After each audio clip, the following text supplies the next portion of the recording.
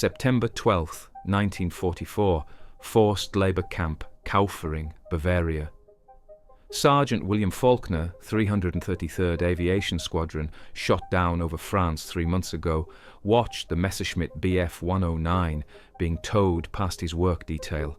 The fighter was damaged, badly.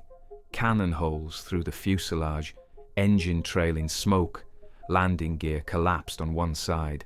German guards were cursing, yelling at prisoners to move faster, clear the way. Faulkner kept his head down, kept digging, but his eyes tracked that 109, studied it. 20 years as aircraft mechanic made the assessment automatic. Engine damage looked worse than it was. Coolant leak, maybe damaged oil lines. Fixable. The collapsed gear was hydraulic failure, also fixable. That aircraft could fly again, with the right mechanic, with the right tools. Faulkner had both the knowledge and the desperation. 3 days later, a German Feldwebel sergeant appeared at morning formation, pointed directly at Faulkner. "You, American, you are mechanic, yes?" Faulkner's hands tightened. This could be a trap, a test, an excuse for punishment, but his prisoner record listed his specialty. Lying was pointless. "Yes, aircraft mechanic, 20 years experience." The Feldwebel studied him. Black American claiming 20 years experience? Skeptical, but desperate. The Luftwaffe was bleeding mechanics, losing them to the Eastern Front, to Allied bombing, to desertion. "You will repair aircraft in hangar. If you sabotage, you die. If you work slow, you die. If you lie about skills, you die. Understand?" "I understand." "Good. Come." This is the story of how one black mechanic repaired a Nazi fighter, then stole it and flew to freedom. Subscribe to see more untold stories like this. Most people don't know this history exists. The German military in 1944 operated under comprehensive racial hierarchy, documented, enforced. The Wehrmacht used modified SS racial classifications. Prisoners were categorized by race, treatment determined by position in the hierarchy. American POWs, white ones, were protected by Geneva Convention, generally treated according to international law, given adequate food, housed properly, allowed Red Cross packages. Black American POWs existed in grey area, technically covered by Geneva Convention, practically subjected to Nazi racial ideology. Guards were taught Negroes were subhuman, barely capable of basic labor, incapable of complex technical work. SS-Hauptamt Directive 1941, archived at United States Holocaust Memorial Museum, stated, "Negro prisoners demonstrate limited capacity for skilled labor. Assignment to simple physical tasks only. Technical work requires supervision by Aryan personnel." Wehrmacht modified this for POW camps. Black American prisoners were assigned to labor details, digging, moving rocks, construction, work that used bodies, not skills, work that slowly killed through exhaustion. Faulkner had 20 years experience as aircraft mechanic, 10 years civilian, worked on everything from crop dusters to commercial aircraft at Coleman Young Airport in Detroit. 10 years military, 333rd Aviation Squadron, maintained P-40s, P-47s, B-25s. His prisoner records stated this clearly. The Germans didn't care. Black prisoner meant laborer. Not technician, not skilled worker, just muscle to be used until it broke. Then the Luftwaffe started losing mechanics faster than it could replace them, and desperation overrode ideology. The hangar was freezing.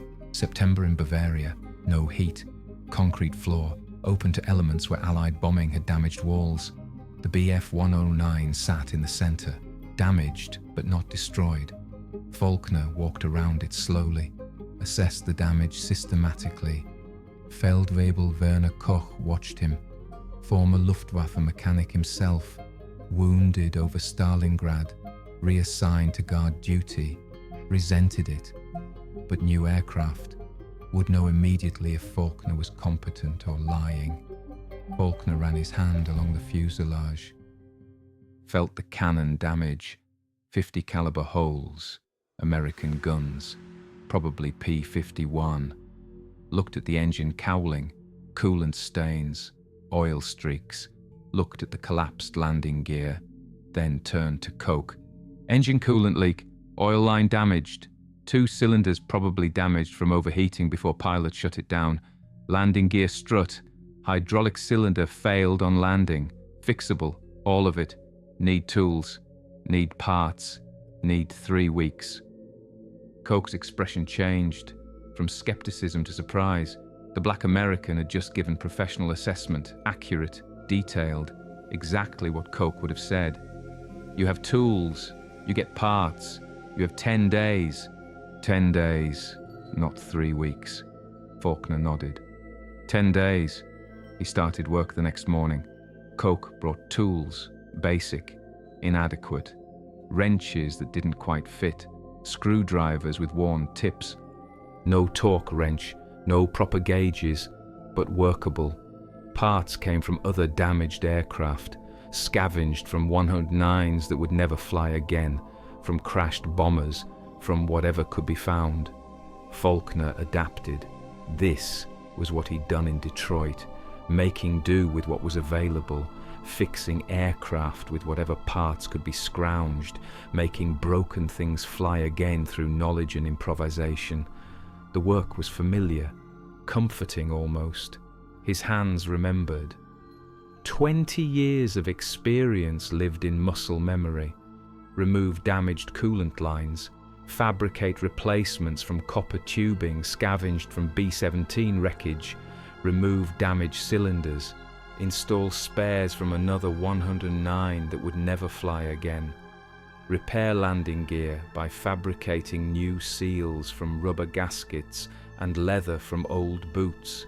Professional mechanics would reject his methods. Would demand proper parts, proper procedures.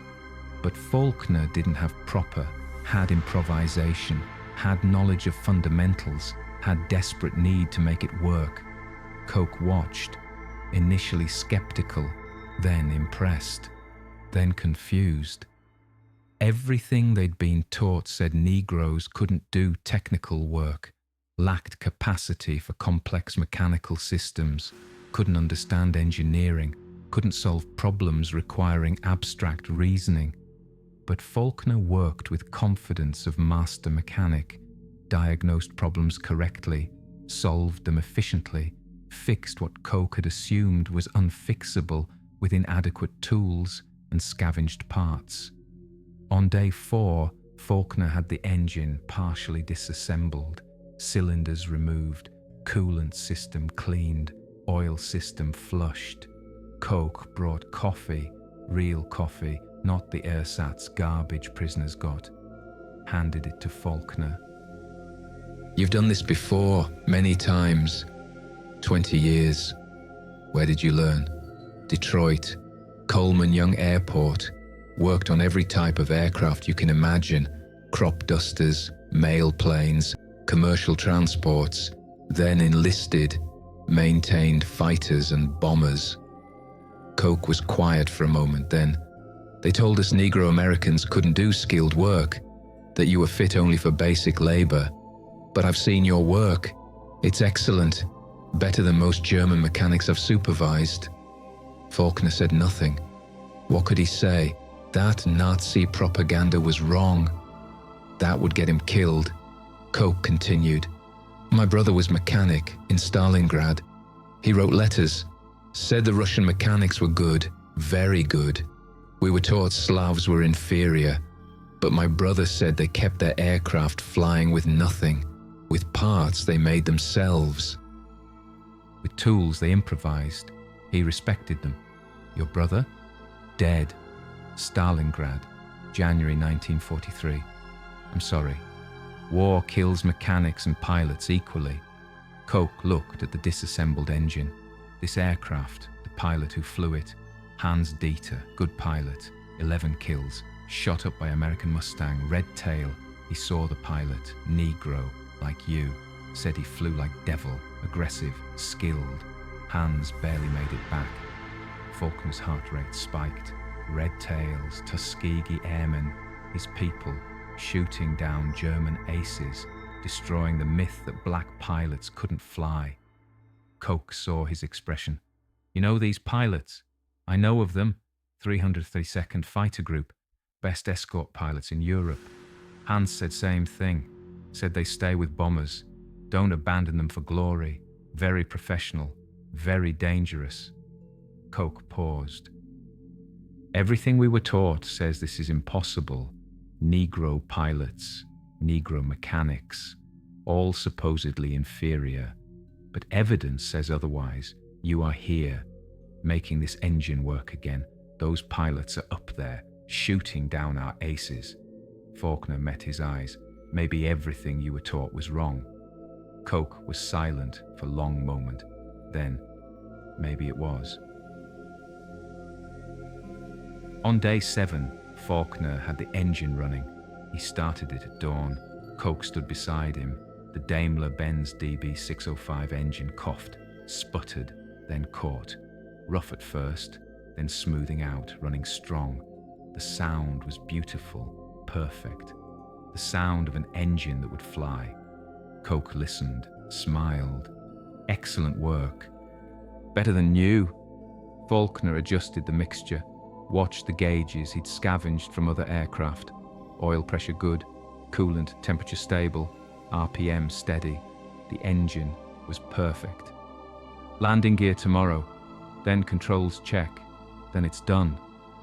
2 days early, Luftwaffe will be pleased. Faulkner said nothing, was thinking about something else entirely.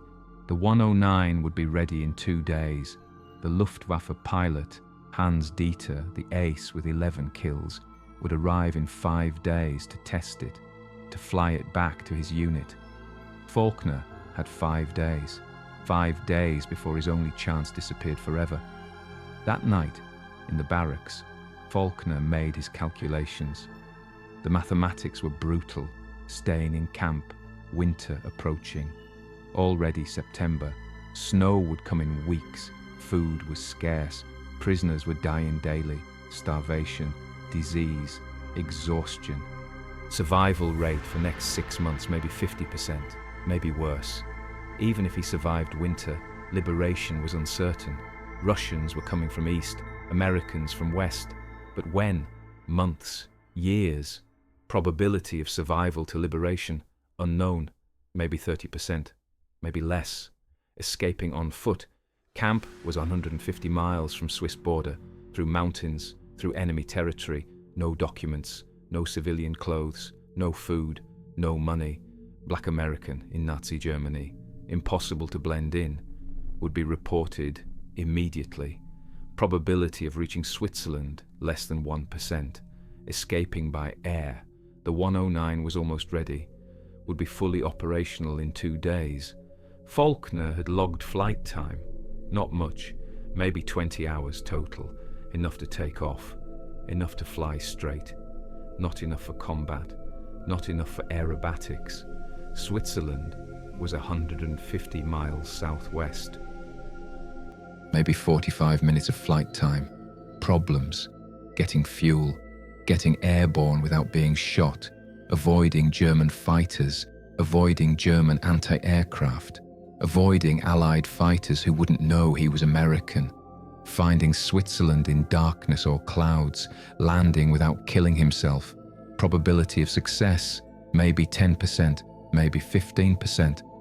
The calculation wasn't between safe option and risky option, was between different ways of probably dying. Camp offered slow death, high probability. Escape offered fast death, lower probability. But escape also offered small chance, maybe 10%, of actual freedom. Faulkner was 38 years old, had wife in Detroit, 2 daughters, ages 8 and 11.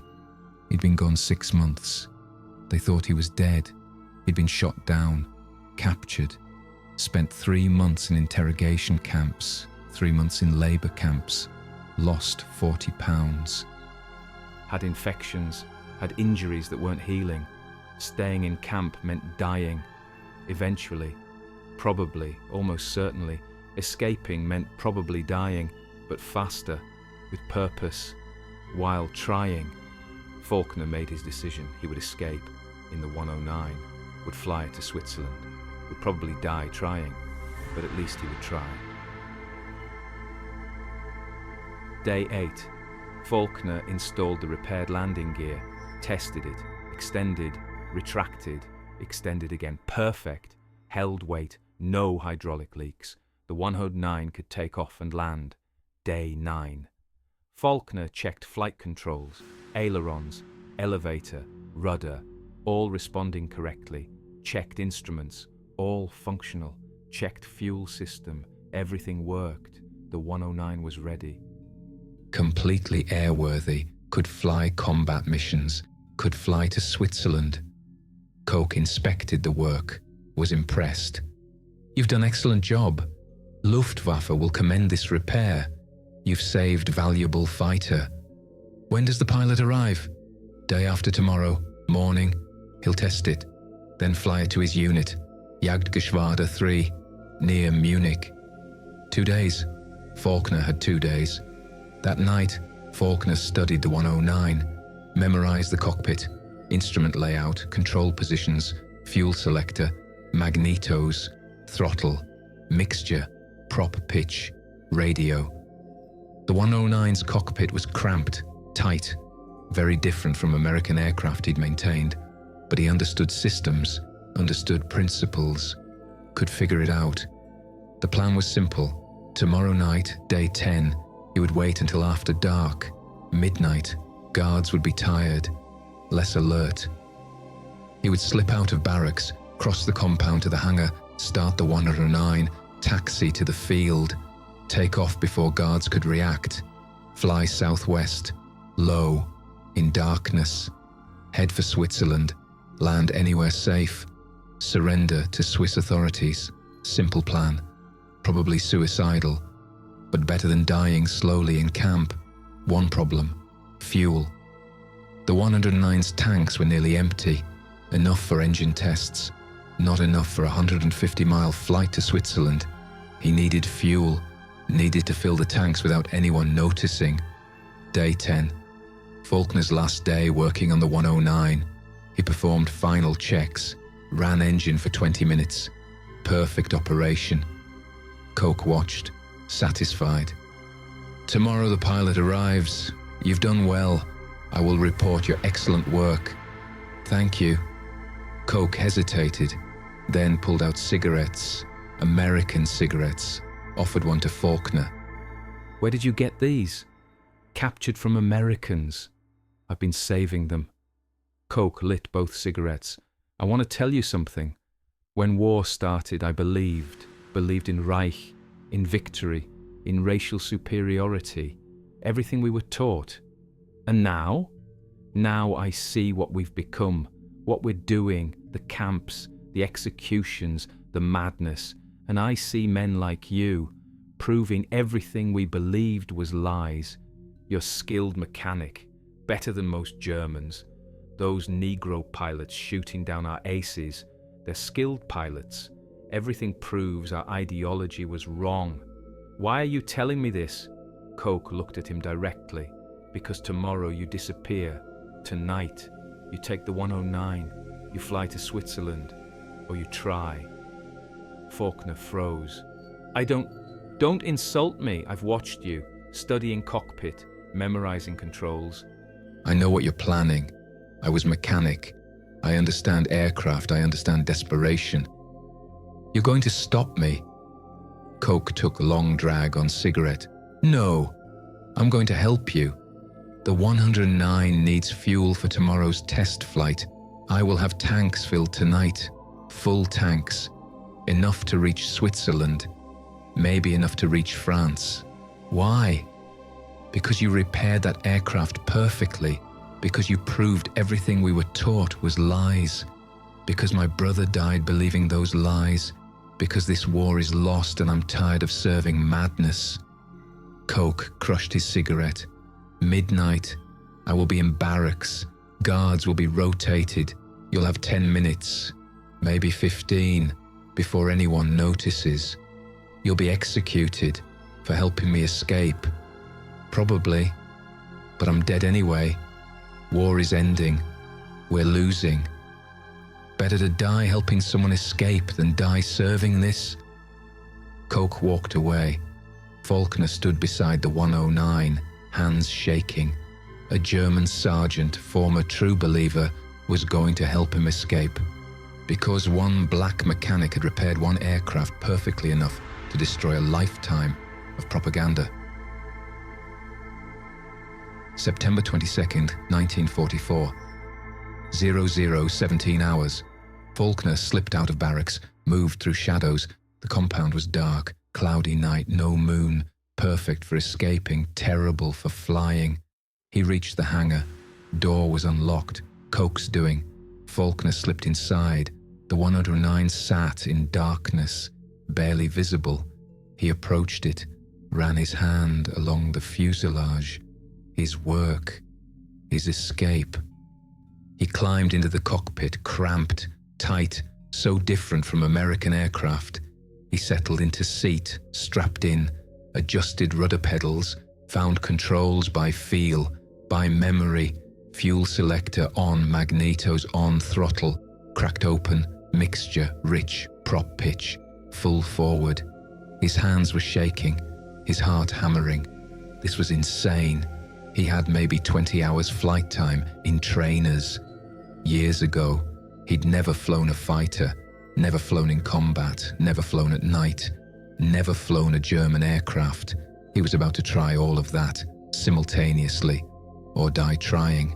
He hit the starter. The Daimler-Benz coughed, caught, roared to life. The sound was deafening in the hangar. Instruments glowing, gauges coming alive, oil pressure rising, coolant temperature climbing, RPMs steady at idle, everything perfect. His repairs were perfect. Searchlights hit the hangar, shouts in German, guards responding. Faulkner released brakes, added throttle. The 109 lurched forward, out of hangar, onto taxiway. He added more power. The engine responded beautifully. Gunfire, guards shooting, bullets sparking off concrete, off the 109's armoured fuselage. Faulkner pushed throttle forward, full power. The Daimler-Benz screamed. The 109 accelerated. He was on grass field now, rough, bouncing, not proper runway. The 109 wasn't built for this, but it would work, had to work. Airspeed building, 60 knots, 70 knots, 80 knots. The tail came up. Faulkner pushed stick forward slightly, felt controls respond, felt aircraft wanting to fly. 90 knots, 100 knots. He pulled back gently. The 109 lifted, left the ground, was flying. He was flying a Nazi fighter, escaping in the aircraft he'd repaired. Gear up, felt it retract, heard it lock, more throttle, climbing 500 feet, 1,000 feet, turning southwest towards Switzerland, toward freedom, toward a 10% chance of survival. Behind him, the camp erupted in chaos, searchlights sweeping sky, flak guns traversing, looking for him, ready to shoot him down. But Faulkner was already disappearing into darkness, into clouds, flying the perfect engine he'd built with scavenged parts and 20 years of knowledge. The 109 handled beautifully. Faulkner trimmed it for level flight, reduced power to cruise setting, checked gauges, everything perfect, fuel showing full, oil pressure good, coolant temperature normal. He was at 5,000 feet, in clouds. Couldn't see anything, no ground, no stars, just grey darkness. He flew by instruments, by the gauges he'd calibrated himself, heading 240 degrees, southwest, towards Switzerland, he hoped. Navigation was guesswork. He had no maps, no navigation equipment, just dead reckoning. Fly southwest for 45 minutes. Hope he found Switzerland before fuel ran out. The flight was smooth, eerily peaceful. No fighters, no flak, just him and the 109 and the darkness and the steady drone of the Daimler-Benz engine he'd rebuilt. 30 minutes passed. Fuel gauge showing 3/4, getting close, maybe, hopefully. Then he broke out of clouds. Suddenly, at 4,500 feet, could see ground, mountains, forests, lakes. Was he over Switzerland? Over Germany? No way to know. He descended, looking for somewhere to land. Needed flat field. Needed to get down before German fighters found him, before Allied fighters found him and shot him down. There, a field, maybe a mile long. Grass, level, perfect. Faulkner lined up, reduced power, extended landing gear, felt it lock down, extended flaps. The 109 slowed, nose coming up. He fought the controls, so different from trainers he'd flown, more sensitive, more responsive. Over the field now, reduced power to idle, held it off, let it settle, felt main wheels touch, held nose up, nose wheel touched. He was down, on the ground, in a field somewhere, hopefully Switzerland, possibly Germany, possibly France. He didn't care, he was alive, on the ground, out of Nazi hands, at least for now. He shut down the engine. The sudden silence was deafening. He sat in the cockpit, hands shaking, breathing hard, alive, impossibly alive. Then he heard voices, saw flashlights approaching, soldiers running toward the 109, rifles raised. Were they German, Swiss, French, American? Faulkner climbed out, raised his hands, stood beside the 109 in the darkness, waiting to find out if he'd escaped to freedom or landed in enemy hands. The soldiers approached, got close enough to see him, saw his face, black American, in German fighter. They stopped, confused, rifles still aimed. One soldier spoke in French. Qui êtes-vous? Faulkner didn't speak French, tried English. American, US Army. I'm American. The soldiers looked at each other, looked at the 109, looked at Faulkner, finally lowered rifles. American? Yes, prisoner of war, escaped, from Germany. Is this Switzerland? The soldier smiled. Non, France, this is France. Free French forces, you are safe, American. You are free. Faulkner collapsed against the 109, started laughing, crying. He'd done it, had actually done it. Repaired a Nazi fighter with scavenged parts, stolen it, flown it 150 miles through enemy territory at night, landed it safely in a field in liberated France. The odds had been 10%, maybe less, but he'd survived. The Free French handed Faulkner to American intelligence within hours. He was transported to Allied headquarters, debriefed, interrogated. The intelligence officers couldn't believe his story. Major Robert Henderson, OSS, interviewed him September 24, 1944.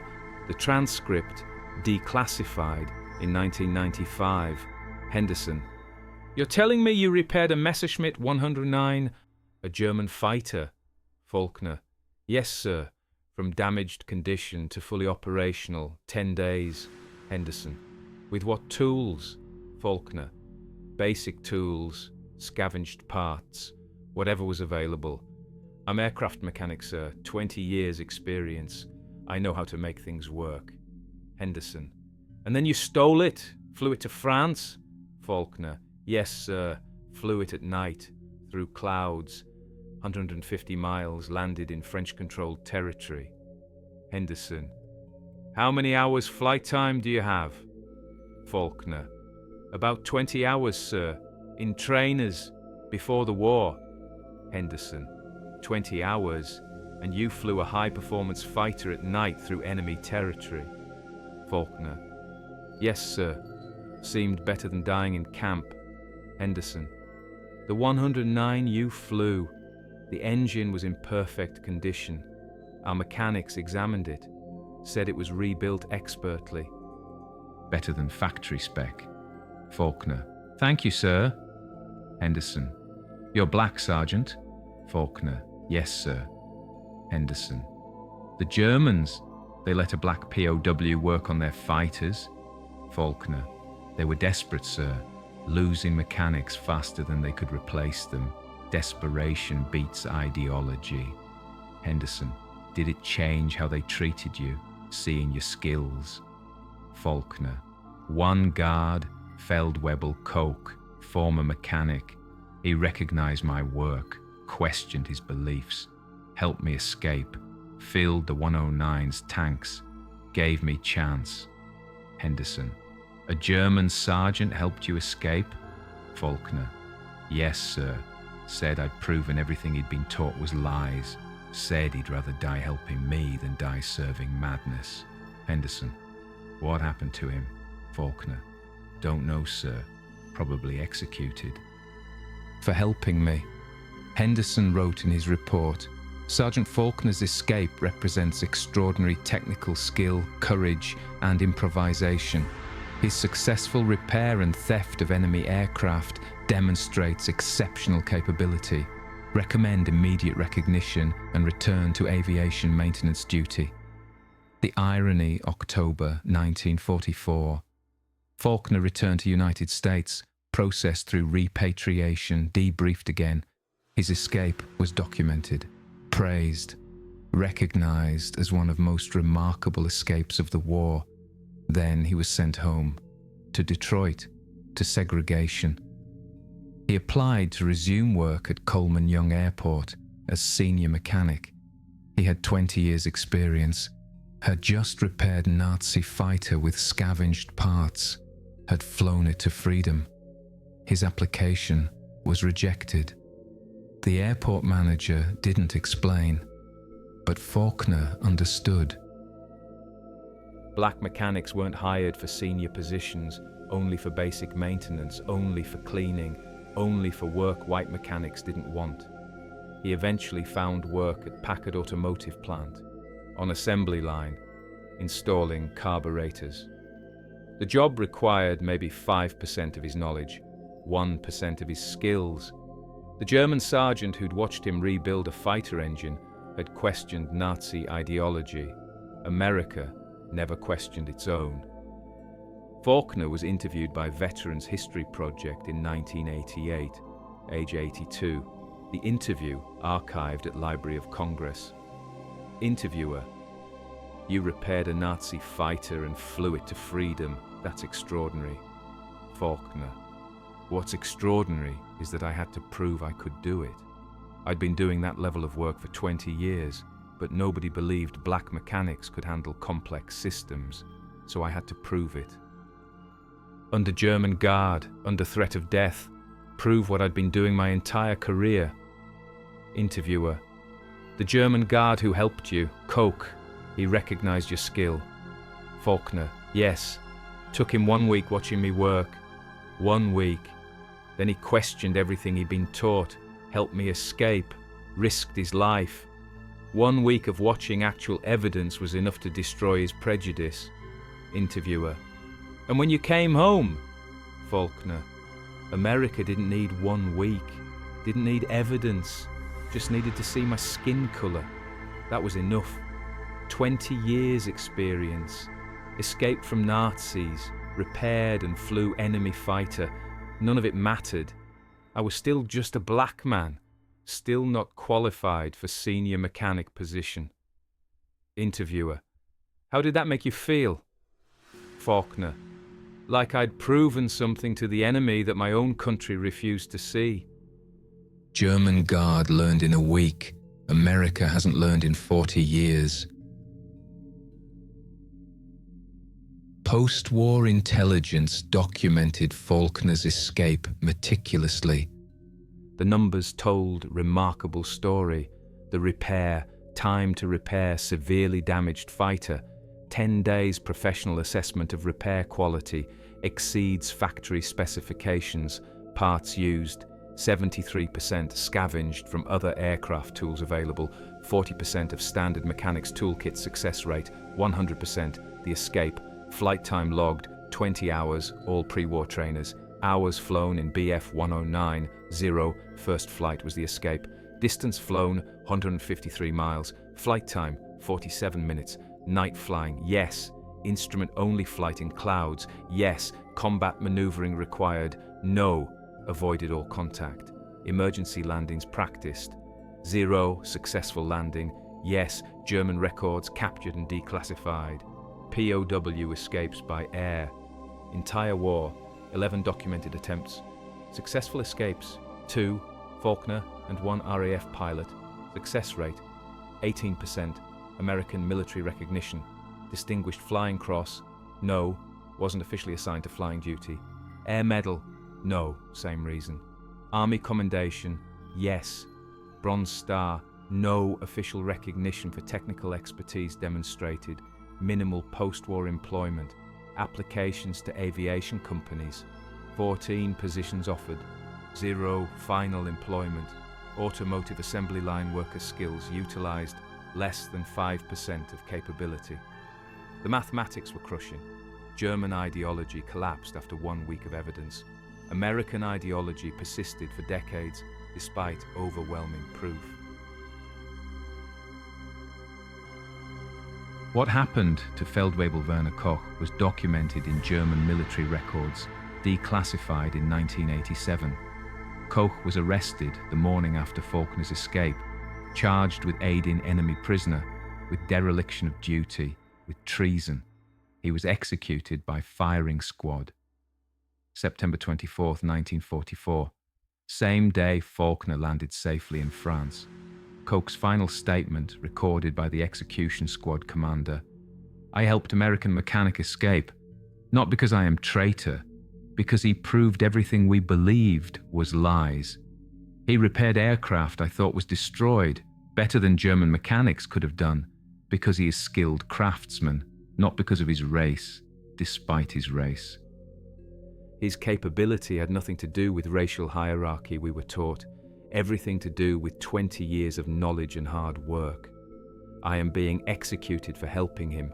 I accept this. Better to die having seen truth than live believing lies. The Negro mechanic is better skilled than most Germans I've supervised. The Negro pilots are shooting down our aces. Everything we were taught was wrong. I die knowing that. It is enough. Koch was 44 years old, left a wife and 3 children in Munich. After the war, his family was interviewed by German researchers. His wife, Anna Koch, interviewed 1982.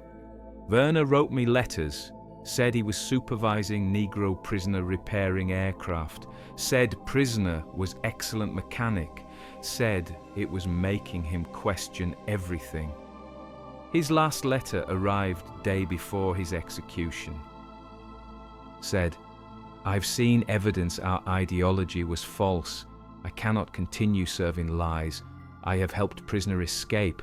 I will probably die for this, but I would rather die having done something right than live continuing to do wrong." The National Museum of African American History and Culture, Washington, D.C., 4th floor, military section. Small display. Sergeant William Faulkner's escape.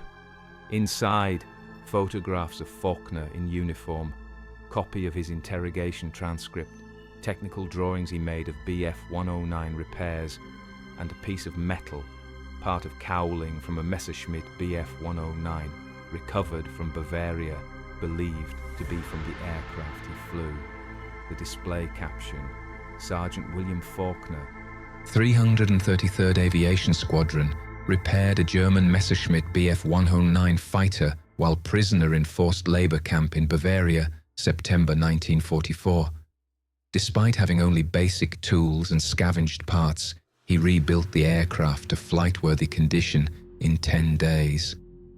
On September 22, 1944, he escaped by stealing the aircraft and flying it 153 miles through enemy territory at night to French-controlled territory. His escape demonstrated extraordinary technical skill, courage, and resourcefulness.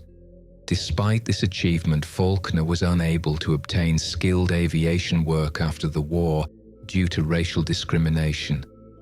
Below that, quote from Faulkner's 1988 interview, "I proved to German Guard in 1 week that racial ideology was false. He questioned everything he'd been taught, helped me escape, died for it." But America, my own country, refused to see what he saw, refused to acknowledge what I'd proven. I'd rebuilt fighter engine with nothing, flown enemy aircraft through clouds at night with 20 hours flight time. Didn't matter. I was black. That was all that mattered. German learned. America didn't. Next to Faulkner's quote, excerpt from Koch's final statement, "The Negro mechanic is better skilled than most Germans I've supervised. Everything we were taught was wrong. I die knowing that. It is enough." In 1992, William Faulkner died, age 86, in Detroit, the city where he'd learned to love aircraft, where he'd spent 20 years becoming master mechanic, where he'd returned after proving his skills beyond any doubt, where he'd spent 40 years working assembly line because America wouldn't acknowledge what he'd proven. His obituary in Detroit Free Press mentioned his military service, mentioned being POW, mentioned remarkable escape, didn't detail the technical achievement, didn't emphasize he'd rebuilt fighter engine, didn't mention German sergeant who died helping him, didn't acknowledge crushing irony. His daughter, Patricia Faulkner, was interviewed by researchers in 2015. Dad never talked much about the escape, said it was just survival, said any mechanic could have done it. But that wasn't true. Most mechanics couldn't rebuild engine with scavenged parts, couldn't fly fighter with 20 hours training, couldn't navigate through clouds at night. He could. He did. What bothered him wasn't the escape, was coming home, being denied work he was qualified for, watching white mechanics with less skill get jobs he couldn't have. Knowing German Guard had recognized his ability in a week, died for it, but America couldn't recognize it in 40 years. He died bitter, not about the war, about America, about proving himself beyond any doubt and still being denied, about being better at escaping Nazis than escaping segregation. Sometimes 1 week of evidence destroys ideology. Sometimes 40 years of proof isn't enough. German Feldwebel Werner Koch watched William Faulkner rebuild fighter engine with scavenged parts and inadequate tools, watched for 7 days, then questioned everything he'd been taught, helped Faulkner escape, died for it. American employers watched nothing, saw only skin color, refused to hire him for work he demonstrated he could do under impossible conditions for 40 years. The mathematics were undeniable. Time for Nazi ideology to crack, 7 days of observation. Time for American segregation to end. Still waiting decades later, Faulkner repaired Nazi fighter, proved capability beyond doubt, flew it to freedom, survived against 10% odds, came home, spent 40 years installing carburetors on assembly line. One German sergeant learned truth and died for it. One American system learned nothing and persisted for generations. Same evidence, different responses, same crushing irony that followed every black veteran home from war. They'd proven themselves to enemies who learned in days, couldn't prove themselves to country that refused to see evidence for decades. Faulkner proved it with every turn of wrench, every repair completed, every impossible fix accomplished. Every flight hour logged in aircraft he'd rebuilt with knowledge and determination, one repair at a time, one scavenged part at a time, one perfect engine rebuild at a time, until German Guard couldn't deny truth anymore, until his own country still denied it anyway. One mechanic, one escape, one devastating proof that capability transcends ideology for those willing to see evidence